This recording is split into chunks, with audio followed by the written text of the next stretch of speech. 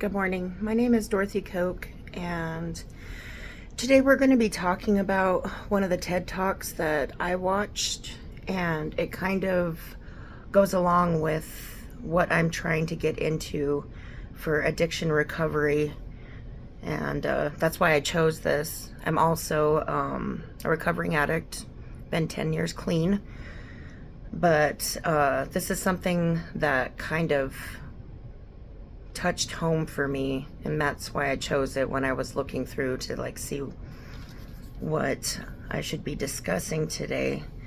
And they touch on the topics of if it's chemical, if it has to do with you trying to escape your reality, if you have had some sort of trauma in your life.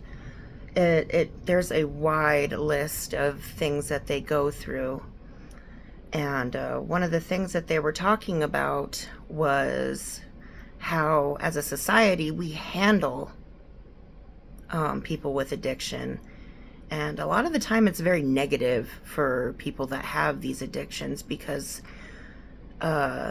he was talking about how the U.S. This is not working. They did an experiment in Brazil where they helped these addicts get on their feet. They helped them get jobs, gave them loans so they could start small businesses.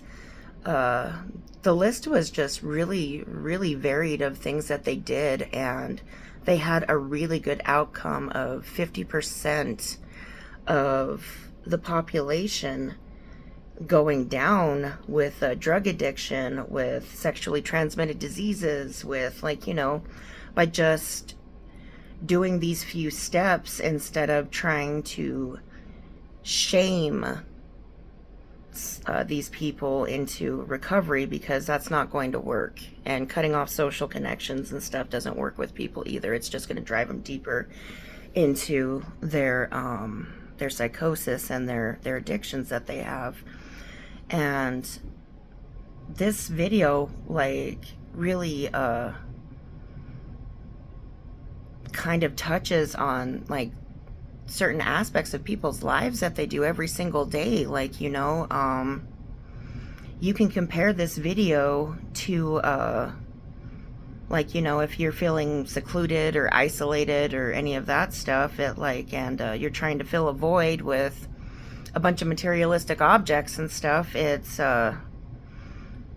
really not going to help you, because you have to have that social connection in society, and if you don't have that, then you're going to be lonely, you're going to be lost. And it kind of goes with what I learned in one of my other classes. It was my art class, and they were talking about this piece of art in France. It's on a cave, and it's these really, really old cave paintings that they have.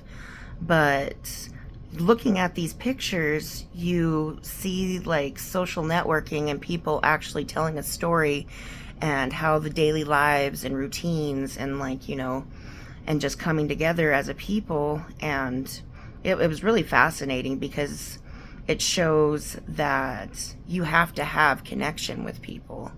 You have to have with family, friends, even your household pets. They make you happy, and you really got to understand that. And and if you break this off into two parts, it was talking about if it's chemical hooks or if it's environmental. They were talking about, well, what if it's not chemical? What if you're building your own cage?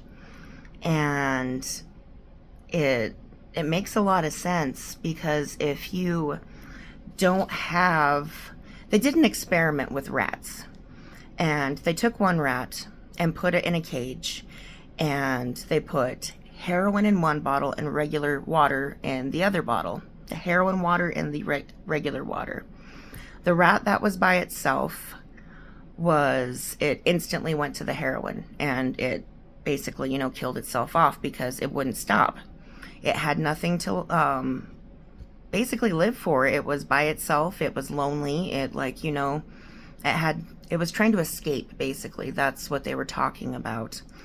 And another reason I chose this topic is because it's very familiar in my life. Like I said, I am a recovering addict. I'm coming up on 11 years clean. I was addicted to meth. I was addicted to heroin. I was addicted to Percocet. I was addicted to morphine, like basically anything I could get my hands on. And it took me a while to realize that if I don't love myself and if I don't find love with other people and connection and community and, having some sort of social outlet, that's why people, really gravitate towards, doing these substances, is because they don't really have anything in their lives, or they're trying to escape something traumatic that happened to them.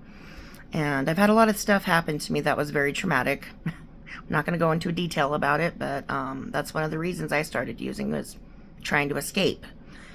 And I think it's really fascinating how they were talking about, instead of trying to shame these people into recovery, that we should start looking elsewhere and trying to bring these people in like they did in Brazil, and bring them back to the community, bring them back into socialization, instead of being like, you need to get out of here, you don't belong with us. That's not true. I mean, there's so many addicts out there that are smart, that are lawyers, that are, they've had the whole and world in front of them and stuff, but there were certain things that happened in their lives, and their families disconnected from them.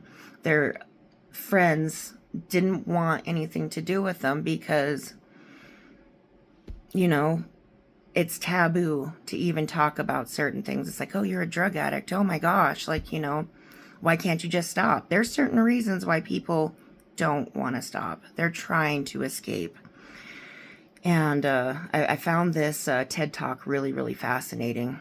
And it really hit home for me in certain places. I mean, you can add this, like I said, to your everyday life, because people are trying to escape from anything and everything sometimes. It's like, oh my gosh, I had a bad day at work. I think I'm going to have a beer. I had a bad day at work. I'm going to go watch TikTok and make myself laugh and stuff. And there's some people that are completely addicted to their phones. They have to have it in their hand 24/7. And it's not even an actual drug, but it still does the same thing in your brain chemically. And when they don't have that, they panic and they don't know what to do. They start freaking out, just like an addict does. So for this piece, for this TED Talk video, I really agree on a lot of things that they were talking about with socialization and bringing people back to the community and showing them more love and showing them more compassion. And I know it's hard to do sometimes, because with addict behavior, it's it's hard. Some people, it's just too much and they can't deal with it, and it's understandable. But so I do agree with a lot of things that they were discussing. But as for the chemical hooks go, because there are some people that, because they did, like I said, that thing in Vietnam where there was a bunch of people that went in when they went to war, and they were all doing heroin and doing all kinds of drugs, but 95% of them came back. But what happened to that 5% still? I don't know if it's because they didn't have something to come back to, or if it was actual chemical.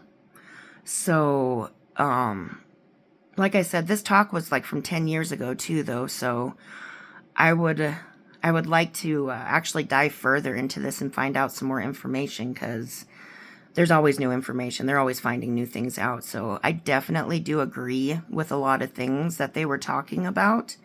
And I agree with this video. But I also think too that they should kind of dive further into that 5% and see what happened with that too. But there's so many things that they touched on this video that it just, it made so much sense, and it kind of hit home for me. Like I said,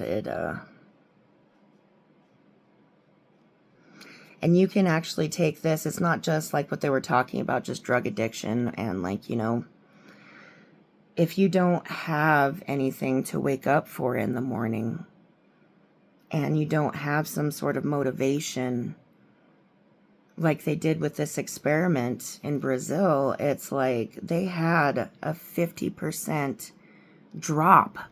Like I said, in like, you know, these addicts using. It's because they had something to hold on to.